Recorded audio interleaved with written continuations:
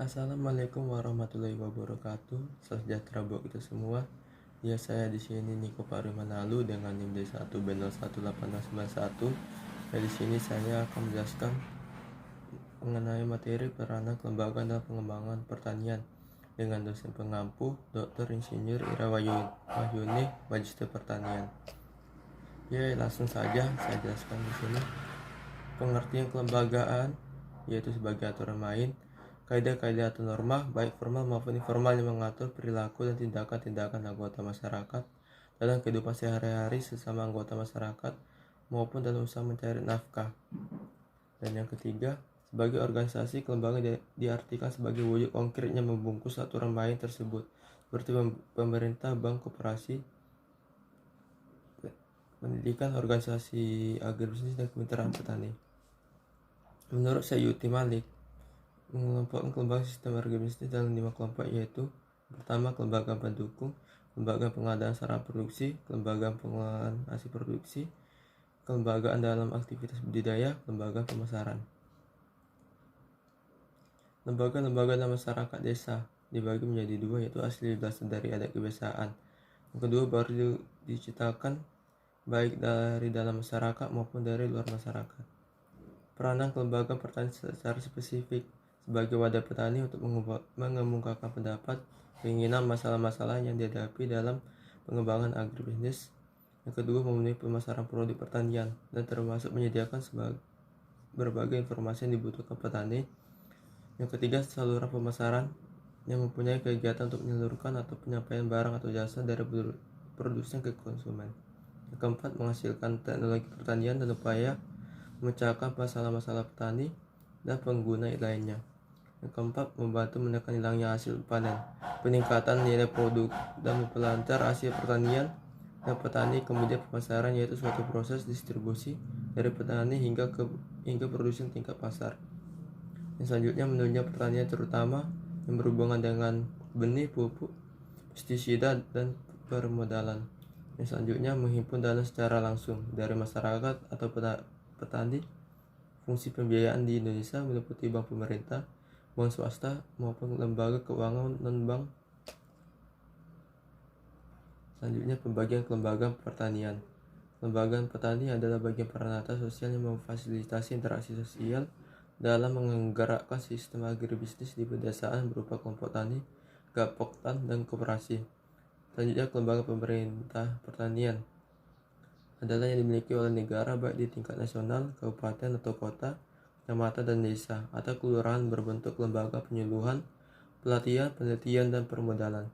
Yang selanjutnya, kelembagaan swasta pertanian adalah sebuah perusahaan bisnis yang dimiliki oleh organisasi dan pemerintahan. Pembagian kelembagaan pertanian dibagi menjadi 3, yaitu kelembagaan petani, yang kedua kelembagaan pemerintahan pertanian, dan yang ketiga kelembagaan swasta pertanian. Kelembagaan ekonomi pertanian di Indonesia. Yang pertama, koperasi. Tujuannya meningkatkan produksi dan kesejahteraan petani koperasi unit desa. Harapan ideal yang pertama, memberikan jaminan keuntungan segi sosial dan ekonomi. Yang kedua, meningkatkan tawar petani dalam penentuan harga produk pertanian. Yaitu kendala yang dihadapi. Yang pertama, rendahnya minat masyarakat untuk bergabung karena kegagalan dan stigma negatif tentang koperasi di masyarakat. Yang kedua, ketergantungan petani terhadap tengkulak akibat transaksi yang dilakukan. Yang ketiga, kurangnya pemahaman dan arti penting koperasi.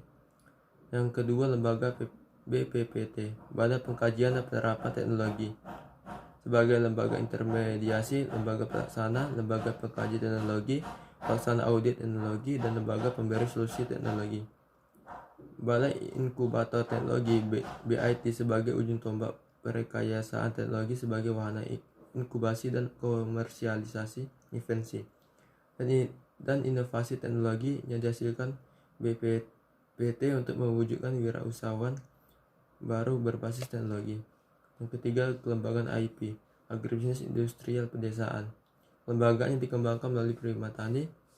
Penumbuhan elemen IP meliputi yang pertama, lembaga produksi, lembaga sarana produksi, dan yang ketiga, lembaga penyuluhan. Yang keempat, lembaga klinik agribisnis. Yang kelima, lembaga pasca panen atau pemasaran hasil panen. Yang keenam, lembaga jasa Al-Sintan. Yang ketujuh, lembaga pengelolaan hasil pertanian. Yang kedelapan, lembaga permodalan. Lembaga sosial ekonomi yang mempengaruhi pengembangan pertanian. Yang pertama, administrasi pemerintahan.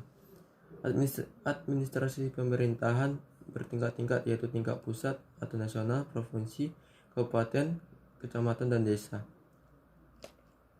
Yang kedua, gotong royong. Gotong royong adalah kegiatan bersama untuk mencapai tujuan bersama, misalnya memperbaiki jalan, membuat jembatan, memperbaiki jaluran irigasi, dan lain sebagainya. Ada beberapa syarat dan alasan kegiatan gotong royong dapat dilaksanakan.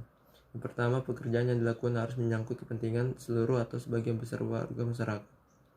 Yang kedua, pekerjaan yang bersangkutan merupakan proyek desa setempat dan tidak dibiayai oleh pemerintah pusat atau pemerintahan daerah.